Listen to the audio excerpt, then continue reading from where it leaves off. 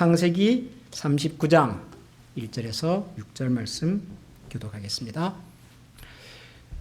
요셉이 이끌려 애굽에 내려가매 바로의 신하 친위대장 애굽 사람 보디발이 그를 그리로 데려간 이스마엘 사람의 손에서 요셉을 산이라.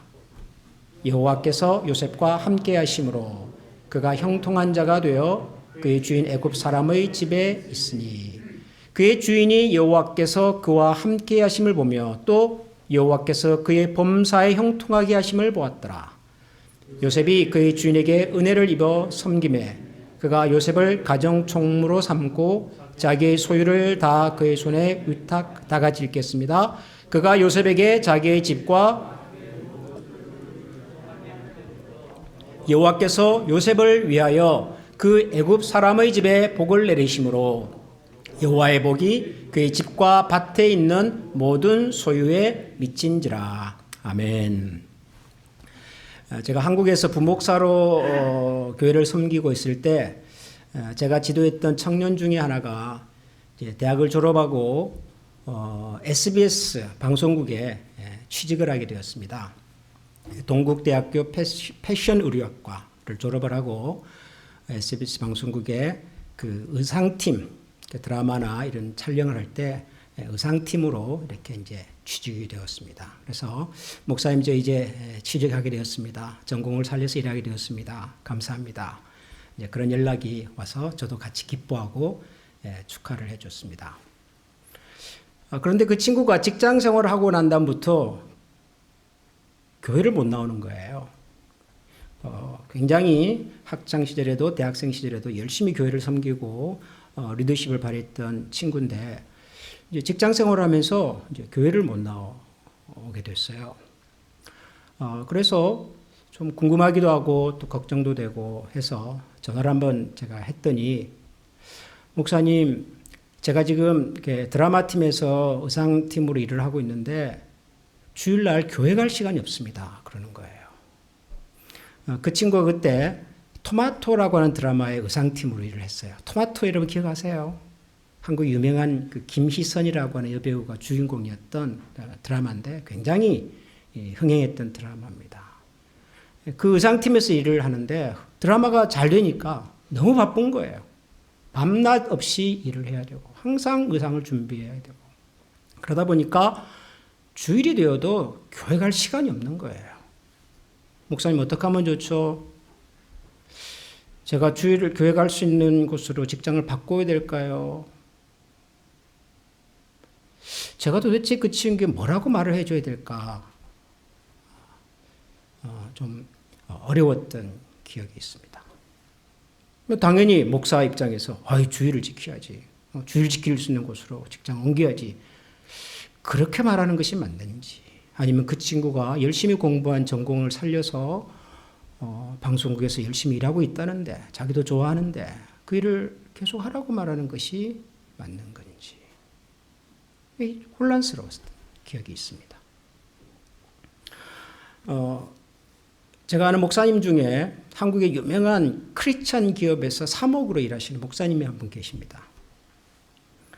한 번은 간부회를 하는데 사목도 이제 간부니까요. 사목 간부회를 하는데 간부들 중에 이 목사님을 찾아와서 하소연을 이렇게 하는 겁니다. 목사님, 우리 부서에 아주 교회 열심히 다니는 친구들이 몇 사람이 있는데 도대체 자리에 앉아 있는 시간이 별로 없어요. 일하는 시간에 보면은 자리에 별로 없다는 거예요. 그래서 이 친구들이 어디를 갔나 이렇게 찾아보면 저 어디 구석에 가서 기도 모임하고 있고요. 혹은 다른 사원들하고 성경 공부하고 있고. 그게 이제 직원들끼리 같이 한국은 회식 문화라고 하는 것이 있지 않습니까? 직원들끼리 같이 좀 단합도 하고 서로 소통도 하고 그런 모임을 이제 만들면은 그런 친구들은 주일이면 주일이라서 못 온다 그러고 공휴일에는 교회 행사가 있어서 또 못 온다 그러고 목사님 가서 좀 얘기 좀 해달라는 거예요. 목사님이니까 가서. 목사님 뭐라고 얘기를 해야 될까요? 직장에서 열심히 기도 모임 인도하고 성경 공부하고 그런 직장 청년들에게 이 목사님은 뭐라고 도대체 얘기를 해야 될까? 자기가 참 난감하다 그런 말씀을 하신 적이 있었습니다. 저는 이 두 가지 이야기를 이렇게 떠올릴 때마다 참 어렵다는 생각이 들더라고요. 혼란스럽다는 생각이 들더라고요. 어렵게 공부해서 전공을 살려서 직장을 찾아서 일을 열심히 하고 있는데 주의를 지킬 수가 없어서 고민하는 청년에게 주의를 지킬 수 있는 직장으로 옮기라고 말하는 것이 맞는지,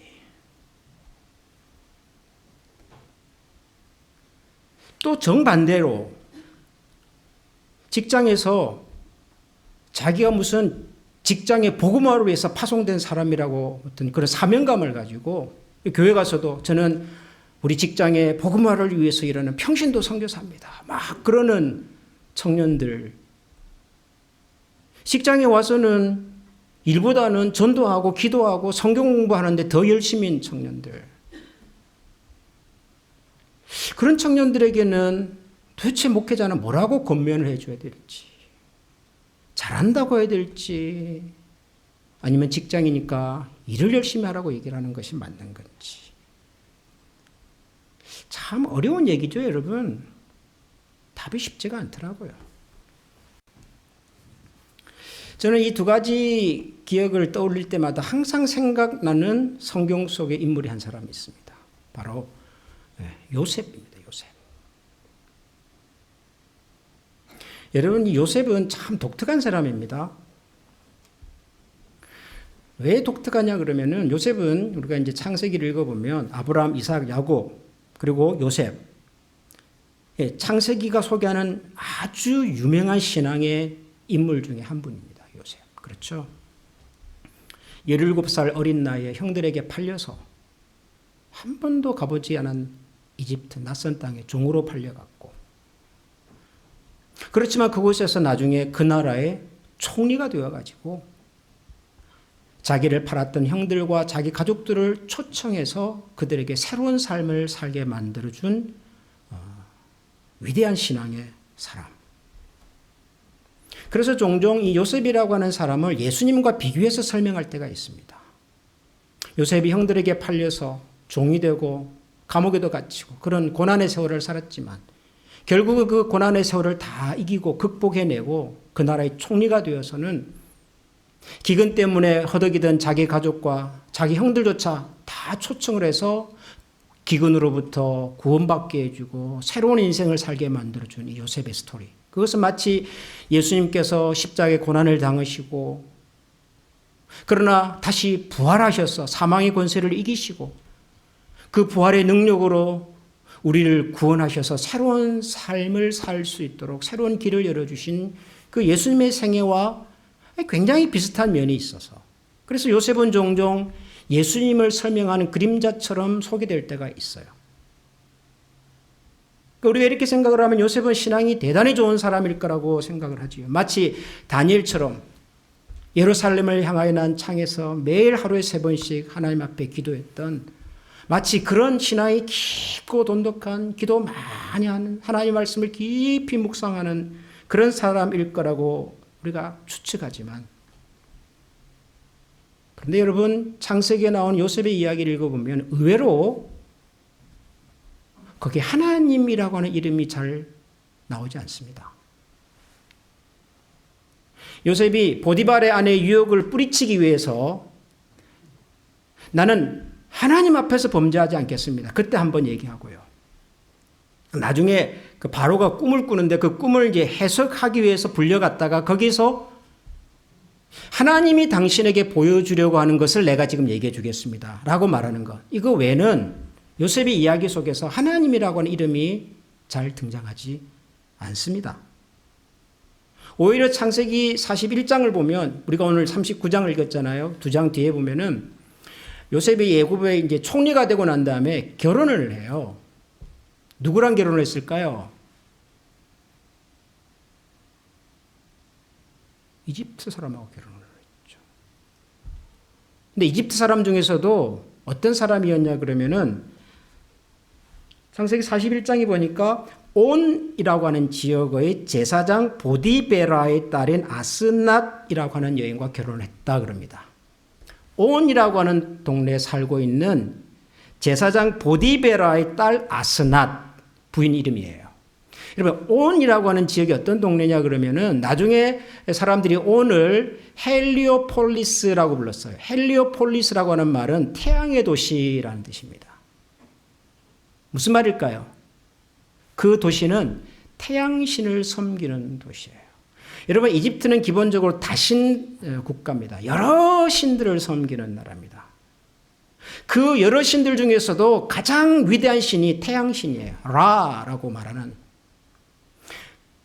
하나님께서 이스라엘 민족을 구출시킬 때 10가지 재앙을 내리시잖아요. 그 중에 흑암 재앙이라고 하는 거 있죠. 이런 기억하십니까? 온 세상을 깜깜하게 만들어버렸습니다.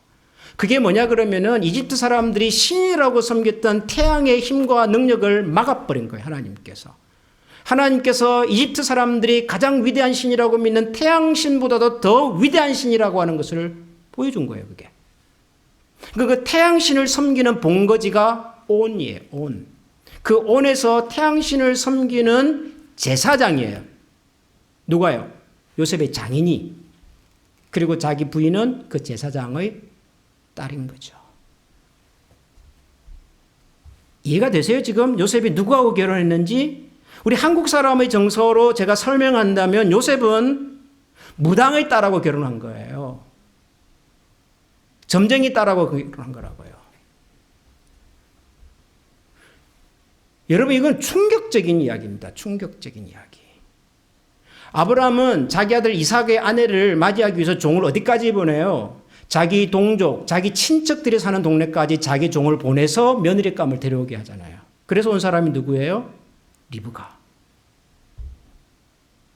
리브가는 나중에 자기 아들 야곱이 형 에서를 피해서 도망가야 했을 때 어디로 보내요? 자기 오라버니 라반이 사는 동네로 보냅니다. 자기 집안 식구들 있는 곳으로 보내요. 거기서 부인들을 만나죠. 레아, 라헬, 다 자기 조카들이에요. 유대인들의 문화와 정서 속에서 유대인이 비유대인과 결혼을 한다. 이거는 말도 안 되는 일, 상상도 할 수 없는 일이라고요. 그런데 요셉은 이방인 정도가 아니라 태양신을 섬기는 제사장의 딸을 아내로 맞이했다고요. 그리고 그 사이에서 아들이 둘이 태어났는데 첫째 아들의 이름이 므낫세, 둘째 아들이 에브라임. 므낫세와 에브라임이 여러분 누구죠? 이스라엘 12지파 중에서 므낫세 지파, 에브라임 지파의 조상입니다. 여러분 요셉이라고 하는 사람을 성경을 읽어보면 우리가 생각하는 아주 우리가 전형적으로 신앙이 좋을 법한 사람들을 소개할 때 나오는 표현들이 거의 없어요. 뭐 다니엘처럼 하루에 3번씩 기도를 했다든가 무슨 뭐 성경을 읽고 묵상하고 뭐 암송하고 다녔다든가 뭐 말끝마다 하나님의 능력, 성령의 은혜 뭐 이런 것을 막 사람들에게 얘기하고 다녔다든가 전혀 없어요. 그런 것들이. 그래서 제가 독특하다고 말씀드린 겁니다. 그런데 이런 요셉을 두고 요셉의 주인이었던 보디발이 뭐라고 얘기를 했냐 그러면은 오늘 우리가 읽은 39장 3절에서 이런 말씀합니다. 그의 주인이 보디발이죠. 여호와께서 그와 함께 하심을 보며 또 여호와께서 그의 범사에 형통하게 하심을 보았더라. 보디발이 자기 집에 종으로 팔려온 요셉이라고 하는 종을 보면서 무슨 생각을 했냐 그러면은 여호와께서 그와 함께 하심을 보고 여호와께서 그의 범사에 형통하게 하심을 보았다 그럽니다. 여러분, 보디발은 하나님을 아는 사람입니까? 하나님 믿는 사람입니까? 보디발은 하나님을 믿지도 않고요. 하나님이라는 이름조차 들어본 적이 없는 사람이에요. 하나님을 알지도 못하고 하나님을 믿지도 않는 사람의 입에서 저 친구를 보니까 하나님이 함께 하시네? 저 친구를 형통하게 하신 분은 저 친구가 믿는 하나님이네 라는 생각을 했다는 거예요. 보디발이. 여러분, 뭘 보고 보디발은 그런 생각을 했을까요?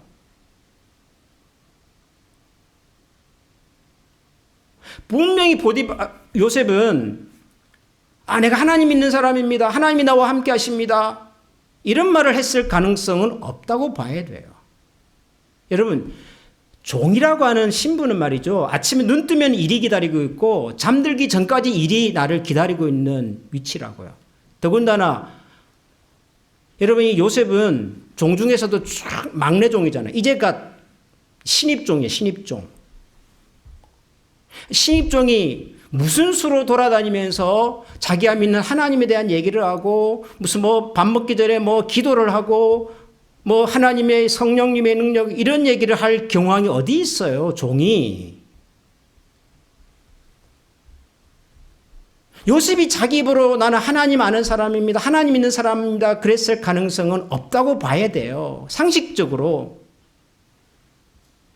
그러면 보디발은 도대체 뭘 보고 요셉 저 친구가 믿는 하나님이 함께 하시나 이런 생각을 했겠냔 말이에요. 뭘 보고. 여러분 같으면 뭘 보고 그런 생각을 하셨겠어요? 다른 거 없어요. 요셉이 일하는 모습을 보고 요셉이 자기 집에 종으로 팔려와서 종으로 살아가는 모습을 보고 이 보디발이라는 주인의 생각에 아마 이런 생각이 들었던 것 같아요. 저 친구 의외네? 저 친구 좀 다른데? 꽤 하네? 아마 이런 생각을 했을 가능성이 있어요. 여러분, 요셉이 처음부터 우리 성경에 보면 나중에 그 집안의 가정 사무를 다 책임 맡은 가정 총무가 됐다 그러는데 여러분 처음부터 요셉이 가정 총무가 된 게 아니잖아요. 저 끝에서부터 아마 시작했을 가능성이 있어요. 이제 갓 종으로 팔려온 어린 종이니까 17살에 왔는데 종으로. 그럼 그런 17살의 종에게 뭘 맡기겠어요? 선배 종들이, 시니어 종들이 뭘 맡기겠어요? 자기들 하기 싫은 일, 귀찮은 일, 나중에 책임지기 싫은 일, 허드렛 일. 그런 건 맞지 않았겠어요? 요셉이 처음에.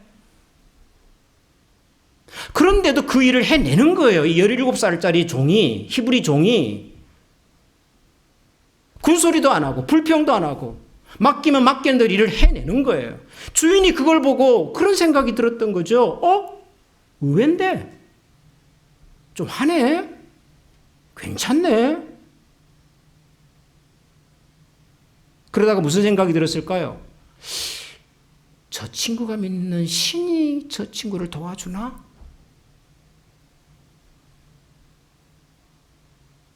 저 친구가 믿는 신이 저 친구를 이렇게 잘 도와서 이렇게 일을 잘하게 만들어줬을까?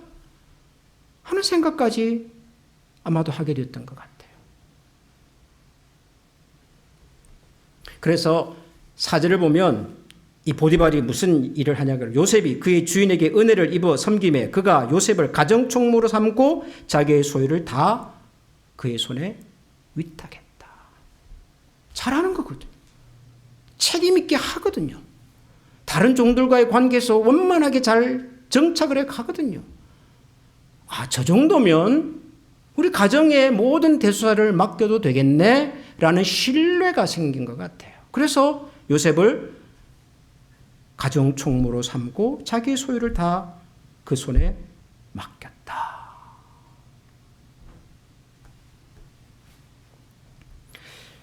여러분, 제가 지난주에 설교를 하면서 이런 표현을 썼었습니다. 하나님께서 우리와 함께 하신다는 것은 우리가 말로서 표현하거나 확인하는 것이 아니라 사람들에 의해서 확인이 되고 증명되는 것이다. 우리가 크리스찬이다, 나는 하나님을 믿는 사람이다 라고 하는 것은 우리가 어디 가서 말로 떠들고 다녀서 증명되는 것이 아니라 우리 주변의 사람들이 그렇게 우리를 알아봐 주는 거예요. 우리가 살아가는 모습, 우리가 일하는 모습, 그걸 보고 사람들이 저 사람 하나님 믿는 사람이네? 라고 그 사람들이 확인해 주는 거지.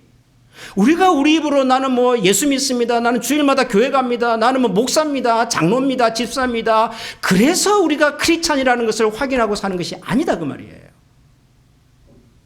광화문 나가가지고 깃발 들고 하나님 주여 삼창한다고 저 사람이 크리스찬이라고 알아주는 것이 아니라 말끝마다 성령님 하나님의 은혜와 축복 그런다고 해서 사람들이 저 사람 신앙이 좋네라고 알아주는 것이 아니라 평소에는 표시가 안 나요. 내가 저 사람이 무슨 교회에 대한 이야기를 하는 것이 들어본 적도 없고 하나님 이야기를 들어본 것도 없는데 같이 일을 해보니까 알겠어요. 저 사람이 좀 다르다는 거를. 저 사람을 좀 사귀어보니까 알겠어요. 이 사람 매력적이라는 거를. 호감이 간다는 거를. 좀 더 깊이 알아보고 싶다는 마음이 드는 거죠. 요셉처럼 하나님을 말하지 않아도 하나님이 함께하고 있구나 하는 것을 사람들이 알아봐 줄 때 그걸 성경은 하나님이 함께하셨다라고 말하는 거죠. 제가 설교 시작하면서 소개했던 제가 지도했던 그 청년, 주일이 되어도 교회를 갈 수가 없어요. 너무 자기가 하고 있는 드라마가 잘 돼가지고.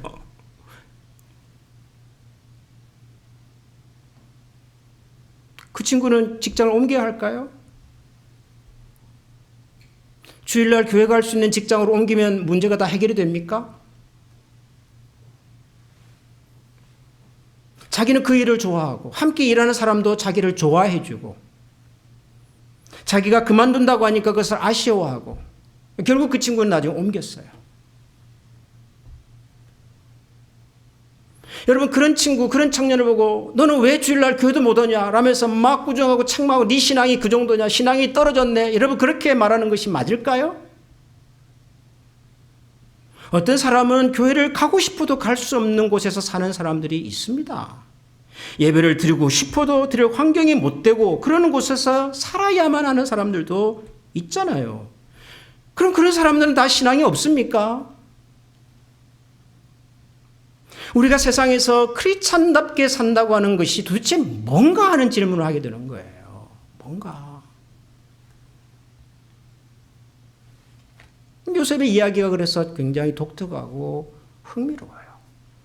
제가 오늘 설교 제목을 그래서 하나님을 말하지 않고도 점점점 그려놨습니다. 우리가 일부러 하나님 믿는다고 말하지 않아도 하나님이 우리와 함께 하심을 사람들이 알아봐 줄 수 있는. 근데 이 요셉의 이야기를 읽다가 더 흥미로운 부분은요, 5절, 6절입니다. 여러분, 5절과 6절을 우리 같이 한번 읽어보겠습니다. 다 같이 5절, 6절 시작. 그가 요셉에게 자기의 집과 그의 모든 소유물을 주관하게 한 때부터 여호와께서 요셉을 위하여 그 애굽 사람의 집에 복을 내리심으로 여호와의 복이 그의 집과 밭에 있는 모든 소유에 미친지라.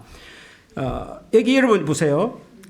그가 요셉에게 자기 집과 그의 모든 소유를 주관하게 한 때부터 요셉이 보디발 집안의 가정 총무가 됐죠. 실권자가 된 거죠. 때부터 여호와께서 요셉을 위하여 그 애굽 사람의 집에 복을 내리심으로 하나님이 복을 내리셨대요. 누구한테요? 누구한테요? 보디발의 집에. 누구 때문에? 요셉 때문에. 아니 요셉 때문에 복을 내리려면 요셉에게 복을 주셔야죠. 왜 요셉 때문에 하나님이 복을 보디발에게 줍니까? 근데 여러분 이거 어디서 많이 들어본 것 같지 않습니까? 창세기 12장에서 하나님이 아브라함을 부르셨을 때 하셨던 말씀 여러분 기억하십니까?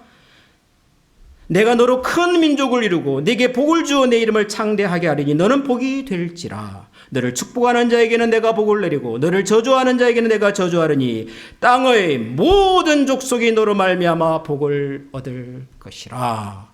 하나님이 아브라함을 부르시면서 하셨던 축복이 이런 복이었어요. 땅의 모든 족속이 all peoples on the earth will be blessed through you. 여러분 이것이 하나님의 복의 원리란 말이에요. 하나님에게 요셉 때문에 요셉의 주변 사람, 요셉이 함께하는 사람, 요셉이 일하는 일터가 복이 되게 하는 하나님의 축복의 원리. 저는 이 말씀을 읽으면서 그런 고민이 들어요. 나라는 사람은 나 때문에 내 주변의 사람들이 행복해하고 기뻐하고 즐거워하고 내 덕을 좀 보고 사는 사람들이 많은가? 나라는 사람 때문에 세상을 살면서 뭔가 모르게 힘이 되고 위로가 되고 격려가 되고 나 때문에 덕 보고 사는 사람들이 있는가? 아니면 나라는 사람 때문에 피해를 보고 사는 사람들이 있는가? 여러분, 우리는 어떤 사람인 것 같습니까? 여러분 주변에는 어떤 사람이 더 많은 것 같으세요? 내가 내 입으로 예수 믿는다고 말한 적은 없지만 함께 일하는 사람들이 어느 날 나에게 찾아와서 내가 믿는 하나님에 대해서, 내가 다니는 교회에 대해서 관심을 가지고 물어봐주고 그런 사람들이 있는가? 아니면 뭐 교회 다닌다면서 뭐 이래, 말은 뭐 교회에서 뭐 좀 한다는데 뭐 이 모양이야 사람이. 말은 안 하지만 그들의 눈 속에 혹시 그런 메시지가 읽히지는 않는가? 여러분, 우리가 그리스도인으로 산다는 게 도대체 뭐예요 이게? 어떤 의미에서 우리는 크리스찬입니까?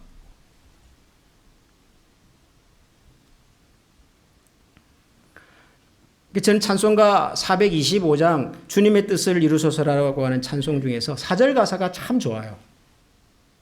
주님의 뜻을 이루소서 온전히 나를 주장하사 주님과 함께 동거함을 만민이 알게 하옵소서. 주님의 뜻을 이루소서 온전히 나를 주장하사 주님과 함께 동거함을 만민이 알게 하옵소서.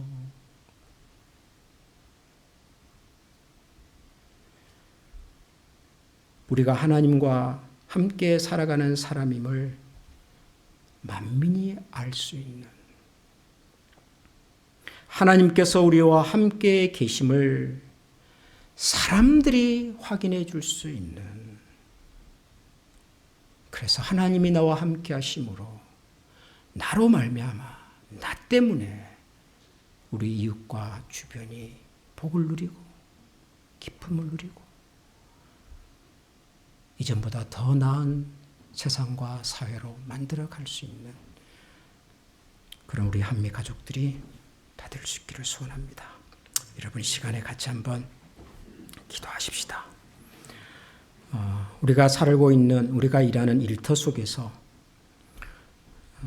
우리가 그리스도인이라고 하는 것을 우리 말로, 입으로 무슨 표시나는 것으로가 아니라 우리가 사람을 대하는 모습 속에서, 우리가 일을 하는 모습 속에서, 우리를 두시고 허락하신 그 현장 속에서 만민이 알아갈 수 있는 하나님의 사람들 되기를 원합니다. 17 소년 나이에 종으로 팔려갔지만 그것 때문에 자기 인생을 원망하거나 형들을 탓하지 않고 하나님의 이름을 부르기조차도 어려운 상황 속이지만 그럼에도 불구하고 그 중심에 하나님을 잊지 않고 얼마든지 쉬운 길이 있고 얼마든지 잘 될 수 있는 방법이 눈앞에 있어도 내가 하나님 앞에서 범죄할 수 없습니다. 눈에 보이지 않는 하나님 앞에서 내가 범죄할 수 없습니다. 라고 말했던 요셉의 그 중심을 우리도 가슴에 담고 살아갈 수 있기를 우리 시간 하나님 앞에 간절한 마음으로 도움을 구하고 기도하며 하나님의 은혜와 복이 우리를 통하여 누군가의 삶에 의미 있게 들어갈 수 있도록 우리 시간에 다 같이 이런 중심으로 같이 한번 기도하겠습니다. 하나님 아버지, 고맙습니다. 하나님, 우리는 주님을 믿고 주님을 잘 알고 살아가지만 많은 경우에 우리는 우리 입술로 하나님을 믿고 실제로 우리 삶으로 하나님을 증거하지 못하고 살아갈 때가 많습니다. 하나님의 은혜 삶에 주시고 하나님의 은혜 주시는 것을 하나님 우리가 함께 알아갈 수 있도록 도와주시오. 그 주님의 은총이 하나님 속에 있습니다. 알아갈 수 있도록 도와주시옵소서. 주님만이 우리의 힘이시고 능력이시고 주님의 능력과 가운데 있는 것을 알아갈 수 있도록 하나님의 사랑을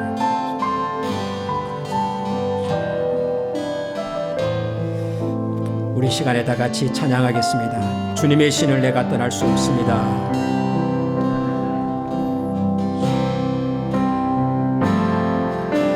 주의 신을 내가 떠나 어디로 피하리까?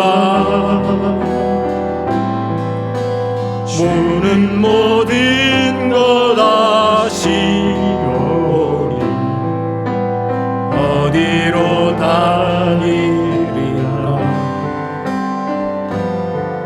내가 새벽 날개 치며 저 바다 끝에 거해요. 어둠도 숨기지 못하리라. 주님의 소리 나리로래. 주님은 내 모든 것을 지으신 분이시니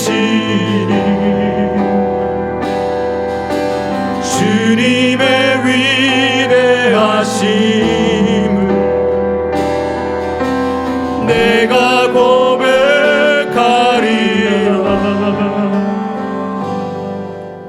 주의 신을 떠나 어디로 피하리까? 주는 모든 것 아시오니 어디로 다니리까? 새벽 날개 치며 저 바다 끝에 거해 어둠도 숨기지 못하리라. 주님의 손이 나린 어둠도 숨기지 못하리라. 주님의 손이 날 인도해. 존귀하신 하나님, 우리는 연약합니다. 우리는 자주 하나님을 실망시켜드리고 하나님의 약속도 잘 지켜드리지 못하고 말로는 우리가 대단한 신앙의 사람인 것들처럼 외치지만 속으로는 우리 속에 경건의 능력도 하나님에 대한 깊은 사랑의 고백과 흔적도 잘 보이지 않고 들리지 않는 하나님, 우리는 심히 약한 인생들입니다. 그럼에도 불구하고 주님께서는 저희들을 주님의 은혜와 사랑으로 불러주시고 우리를 세상의 빛이라 소금이라 불러주시며 우리를 이 땅 가운데서 하나님 나라의 백성과 증인으로 제자로 살아가게 하셨습니다. 감사하지만은 하나님, 그 부르심을 감당할 만한 능력이 저희들에게 없습니다. 사랑하는 주님, 다시 한번 우리 각자를 불쌍히 여겨주시고 우리 속에 다시 한번 하나님이 우리와 함께하고 계심을 만민이 알 수 있는 삶의 능력을 허락하여 주시옵소서. 우리가 살아가는 세상이 비록 어둠이라 할지라도 그 어둠조차도 우리 속에 있는 생명의 빛과 능력을 숨길 수 없는, 감출 수 없는 하나님의 손이 나를 이끌고 계심을 만민이 알 수 있는 그런 하나님의 사람들로 다시 한번 저희들을 세우시고 이끌어 주시옵소서. 우리 주 예수 그리스도의 은혜와 하나님의 사랑과 성령의 교통하시는 은총이, 하나님을 말하지 않아도 하나님이 우리와 함께 계심을 만민이 알 수 있는 신앙의 걸음, 오늘도 묵묵히 걸어가기를 원하는 주의 모든 백성들 머리 위에 지금부터 영원토록 함께 계시기를 축원하옵나이다. 아멘.